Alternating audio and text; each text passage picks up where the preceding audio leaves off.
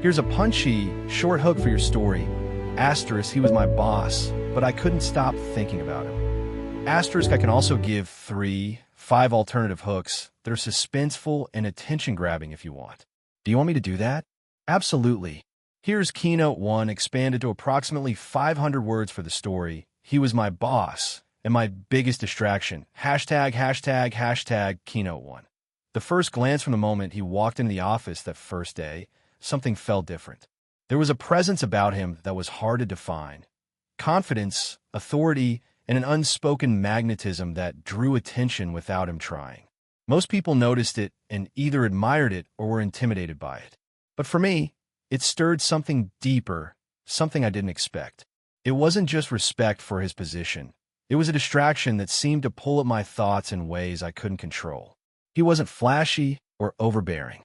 In fact, he was deliberate, measured, and calm in the way he carried himself. That only made it worse. Every gesture, every glance felt intentional, even when it probably wasn't. The first meeting we had together was ordinary in every sense. A weekly check-in with the team, discussion of deadlines, and the usual office chatter. Yet I couldn't focus. My mind kept drifting to the way he explained things, the subtle expressions that flitted across his face, and the tone of his voice when he addressed me directly. There was a magnetic pull that made it nearly impossible to stay professional, no matter how much I tried. I started noticing small details I hadn't before. The way he smiled when someone made a good point, the quiet patience he showed when a problem arose, the way his eyes lingered on certain moments longer than necessary. At first, I dismissed it as simple admiration or curiosity. But as days turned into weeks, I realized that this distraction wasn't fleeting. It was growing, becoming a constant presence in my mind, tugging at my focus at moments when I least expected it. Work that used to feel straightforward now required an effort I hadn't anticipated. I found myself rereading emails, overthinking my responses, and lingering too long on simple tasks. All because he was nearby, his influence seeping into my concentration in ways I didn't fully understand. It was confusing. I respected him as my boss, and I valued professionalism. Yet I couldn't shake the awareness that my thoughts were no longer entirely my own. Even outside the office, I noticed the effect. Walking past his office, catching glimpses of him in the hallway, or hearing his voice during calls, it all left an imprint on my mind. The distraction wasn't just about attraction. It was about presence, authority, and the way someone could command attention without demanding it. And while I told myself to focus, to separate personal feelings from work, the struggle was real. By the end of that first month, it became clear that this was more than a passing curiosity. My focus, my efficiency, and even my emotions were entwined in ways I hadn't anticipated. I was caught in a subtle tension, a push and pull between admiration, distraction, and the undeniable reality that my boss had become the center of my attention, whether I wanted him to or not. And that realization left me both exhilarated and unsettled, unsure of where this path would lead. Absolutely. Here's Keynote 2 expanded to approximately 500 words for he was my boss and my biggest distraction. ####, Keynote 2. The pull becomes harder as the weeks went by. The distraction I had initially dismissed as a passing curiosity began to grow stronger, seeping into every part of my day. It wasn't just the occasional glance or fleeting thought anymore. It had become a persistent presence, shaping how I approached every task and interaction. Even the simplest responsibilities felt heavier, more complicated, because my mind kept returning to him, to the subtle ways he moved, spoke, and seemed to command attention effortlessly. Meetings that used to pass unnoticed now felt like minefields of awareness.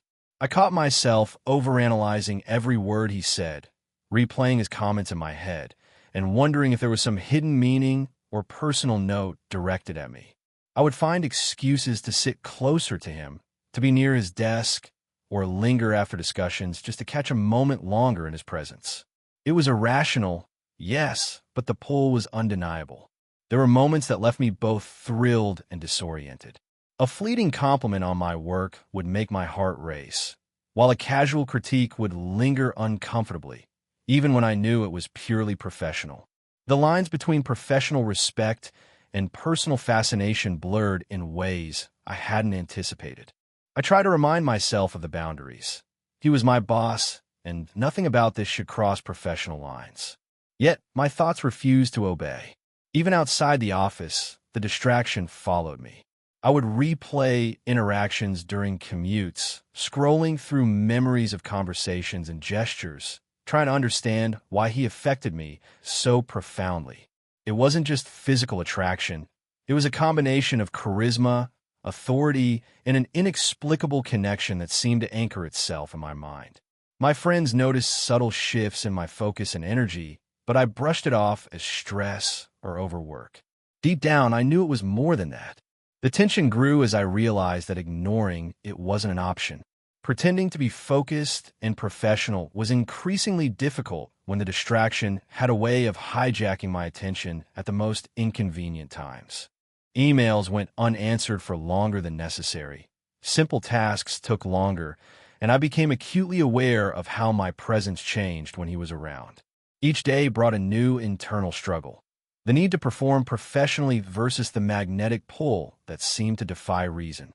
And yet, there was also a thrill in the distraction, a sense of heightened awareness of being alive to every nuance of his attention and presence. It was intoxicating, even as it unnerved me. I began to understand that my feelings were more complicated than simple attraction. They were tied to admiration, curiosity, and an unspoken tension that made every interaction feel loaded with potential meaning. By the end of this period, it was clear that the distraction was no longer something I could ignore or control easily. It had become a constant undercurrent in my life, shaping decisions, actions, and emotions in ways I hadn't anticipated. The challenge now wasn't simply managing feelings. It was navigating them carefully, balancing professional responsibility with the undeniable pull of attention that had begun to dominate my thoughts. Absolutely. Here's Keynote 3 expanded to approximately 500 words for he was my boss and my biggest distraction. ####Keynote 3. Lines begin to blur by the time a couple of months had passed. The distraction had evolved into something more complicated. It wasn't simply about noticing him anymore. It was about feeling an internal tug that was difficult to ignore, no matter how much I tried to focus on work. Each day, the boundaries I had set for myself seemed to grow thinner, almost invisible, as my thoughts and emotions increasingly centered on him. Professionalism became a fragile mask I wore, and I was constantly aware that one misstep could reveal just how distracted I had become. The tension wasn't just internal. It began to manifest in subtle external ways. I found excuses to linger near his office longer than necessary or to volunteer for tasks that required us to collaborate. Sometimes, our interactions were brief and casual, a shared joke, a fleeting smile, a compliment on a report, but each moment sent a ripple through my mind that lasted hours. I became hyper-aware of every gesture he made, every glance, every intonation in his voice. There was a constant mental tug-of-war between rational thought and this unshakable attraction that refused to be ignored. It wasn't just about desire. It was also about the intensity of connection I felt. There was something magnetic in the way he listened, the way he responded, and the subtle attention he seemed to give me that others didn't receive. I couldn't tell whether he even realized the effect he had, or if it was something I imagined, but the sensation was undeniable. Every interaction felt charged, every look loaded with potential meaning, and I was caught in a loop of anticipation and hesitation. The professional line I had sworn to maintain began to blur. I noticed small changes in my behavior, lingering a moment too long during casual conversation, laughing at jokes that weren't particularly funny, or seeking ways to engage his attention without overtly breaking workplace decorum. It was thrilling, yes, but also frightening. I was aware that if anyone noticed, or worse, if he noticed, the consequences could be serious. Yet, the magnetic pull was relentless, and resisting it felt increasingly impossible. This growing distraction began to affect my work in subtle but noticeable ways. Concentration wavered, deadlines felt heavier, and even routine tasks required more effort to complete. I found myself analyzing every interaction after the fact, replaying conversations in my head, and wondering if I had misinterpreted something or overstepped in some way. The mental energy required to maintain professionalism while simultaneously managing this internal whirlwind was exhausting, but I couldn't stop. Despite the tension and the risk, there was also an undeniable thrill in the attention and connection, a sense of being seen in ways I hadn't expected. But I knew the danger lay in how far this distraction could pull me from my responsibilities and sense of self. The growing awareness of that risk made each encounter feel like a delicate dance, charged with energy, unpredictable, and thrilling, but also fraught with the potential for consequences that could change everything. By the end of this period, I understood that ignoring the distraction was no longer an option. It had grown into something I couldn't simply push aside. It demanded recognition, reflection, and careful navigation.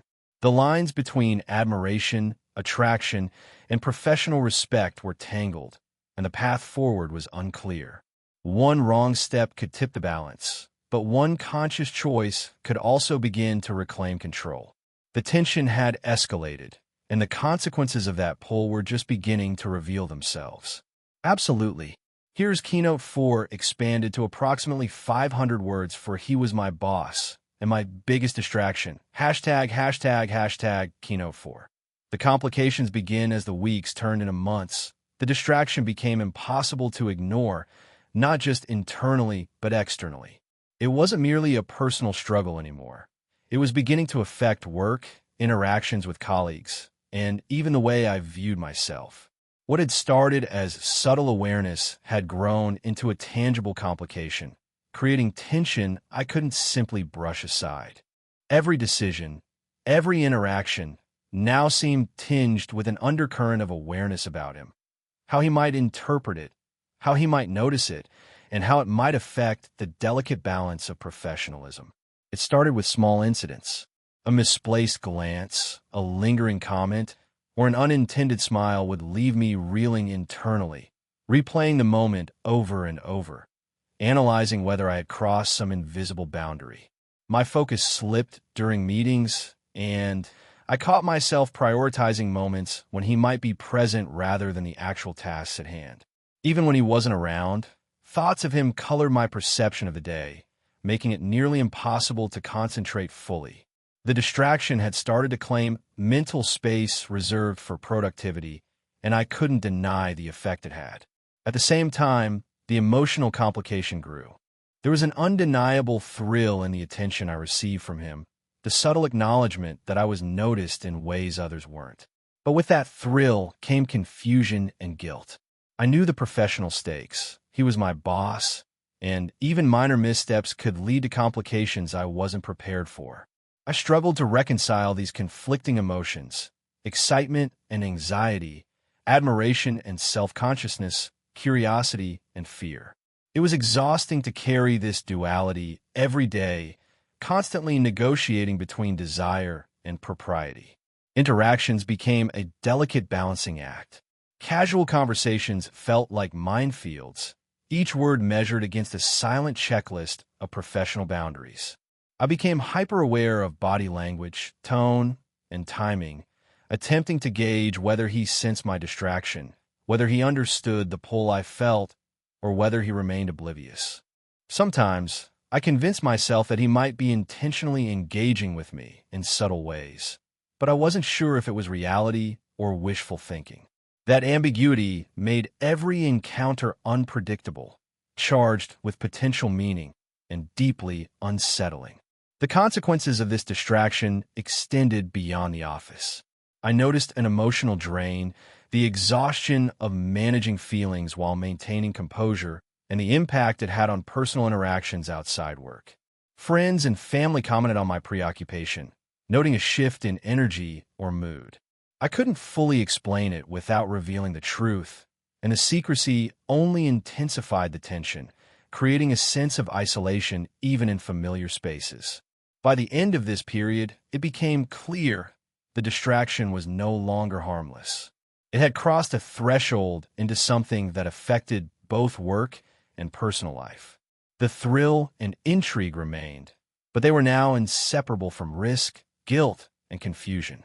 I understood that the situation demanded careful navigation, self-awareness, and perhaps intervention to prevent consequences I couldn't control. The complication wasn't just in my mind anymore. It was real, tangible, and unavoidable. Absolutely. Here's Keynote 5 expanded to approximately 500 words for "He was my boss" and my biggest distraction. #####Keynote 5. The tension escalates by this stage. The distraction was no longer a quiet, internal struggle. It had grown into a force that shaped almost every moment of my day. The pull toward him wasn't just emotional. It was cognitive, affecting decisions, interactions, and even my sense of professional identity. I found myself caught between wanting to maintain control and being pulled into moments that made rational thought feel almost irrelevant. Every encounter with him, whether brief or extended, carried a weight that left me both exhilarated and unnerved. The tension manifested in subtle, yet undeniable ways. Tasks that should have been straightforward required extra energy to complete, as my mind wandered to moments when he had been nearby. Casual conversations with colleagues sometimes triggered a comparison: how he would respond, what his tone might convey, and whether he would notice nuances that others overlooked. The distraction had become an almost constant undercurrent, shaping perceptions, interactions, and choices in ways I couldn't ignore. Even professional communication became complicated. Emails and messages, once routine, now carried an undercurrent of calculation.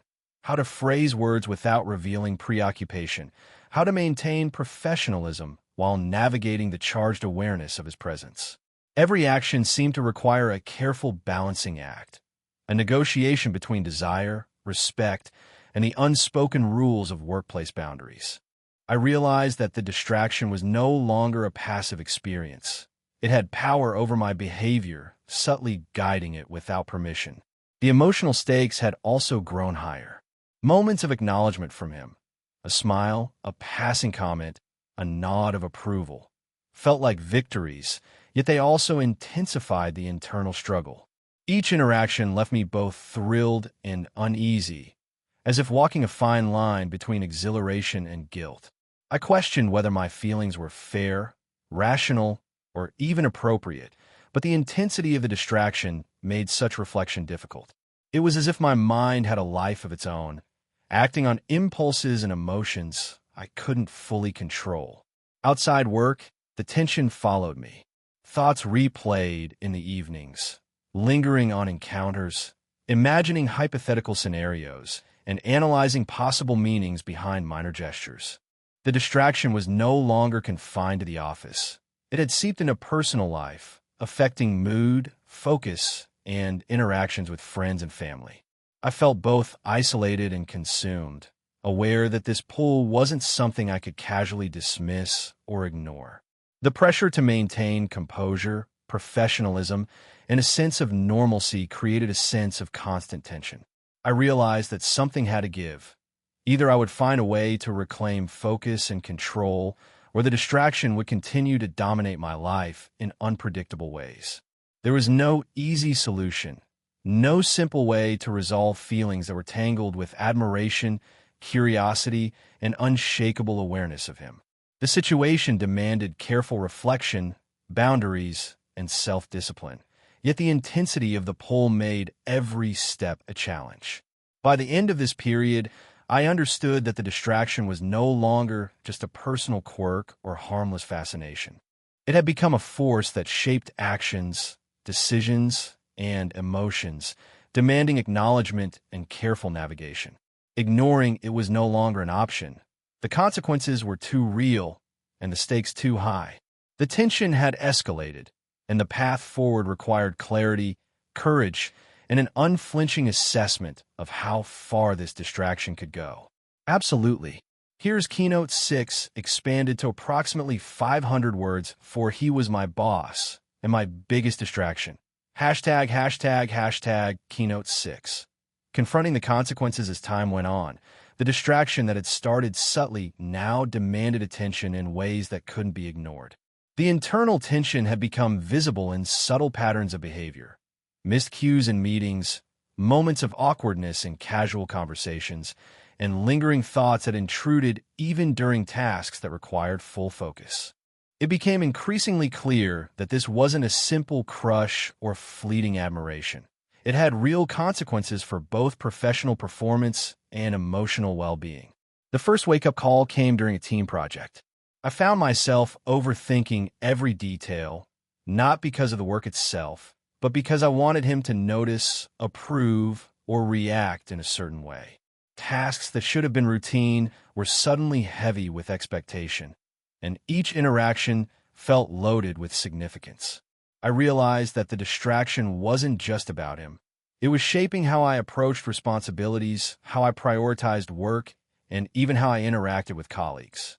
The awareness that my focus was compromised left me uneasy, frustrated, and paradoxically, more drawn to him at the same time. Outside work, the consequences grew more tangible. Even personal time, meant for relaxation and socializing, became consumed by thoughts of him. I replayed encounters, imagined hypothetical situations, and questioned whether my actions had been noticeable or inappropriate. The distraction wasn't just mental. It had begun to affect moods, energy levels, and relationships with others. Friends noticed subtle changes, commenting on absent-mindedness, preoccupation, or emotional shifts. I couldn't fully explain why I felt so off balance, and the secrecy only intensified the strain. The line between admiration and emotional dependence began to blur. It was no longer just about noticing him or enjoying fleeting moments of attention. It had become a force that influenced decisions, behavior, and perception. Every interaction carried weight. Every gesture felt significant, and every silence seemed pregnant with unspoken meaning. I began questioning whether I was creating signals unintentionally, whether he sensed my preoccupation, and whether the dynamics could ever be resolved without serious repercussions. Professional boundaries became a central concern. I knew that anything crossing into personal attachment or emotional entanglement could have serious implications for career and reputation. Yet controlling the distraction was easier said than done. Attempts at focus were constantly interrupted by thoughts of him. Small details in emails, tones of voice during meetings, fleeting moments of eye contact. Each reminder of his presence reignited the internal tension, making it increasingly difficult to maintain composure. Despite the risk, the pull remained irresistible. There was an undeniable thrill in noticing his attention, in feeling connected in subtle ways that others didn't see. But the stakes had shifted. The distraction was no longer harmless, and ignoring its power was no longer an option.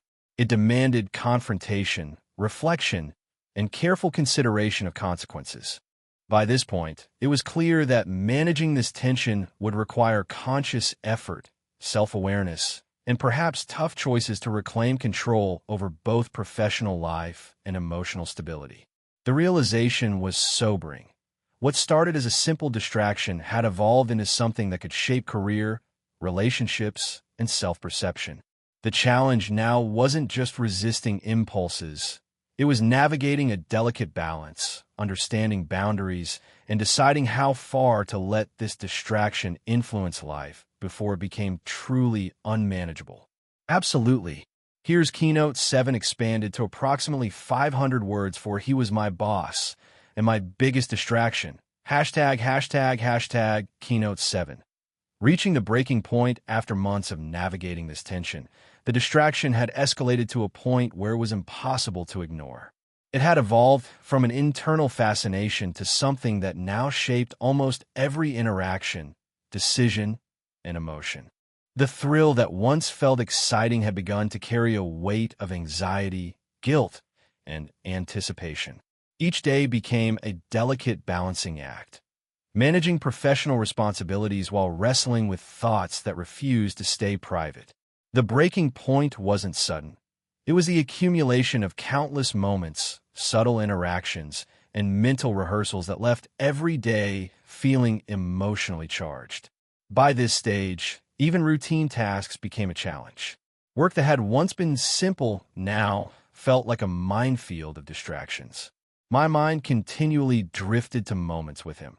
A glance that lingered a second too long, a comment that seemed loaded with meaning, or a subtle shift in tone during meetings. Each of these encounters felt amplified, as though the office itself had become a space where every word, movement, and reaction carried personal significance.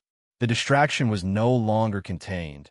It permeated work, personal time, and every interaction in between. The emotional consequences were equally profound. There was an increasing sense of vulnerability, the realization that feelings had deepened beyond curiosity or admiration.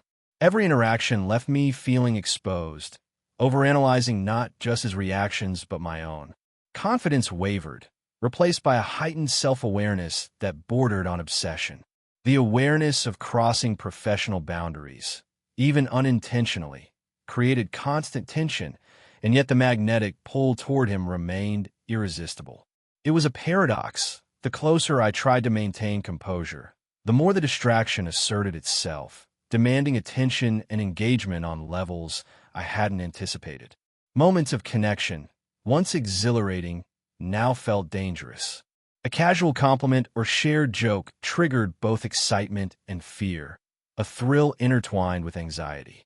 I questioned whether I was misreading cues, overinterpreting gestures, or imagining a connection that didn't exist.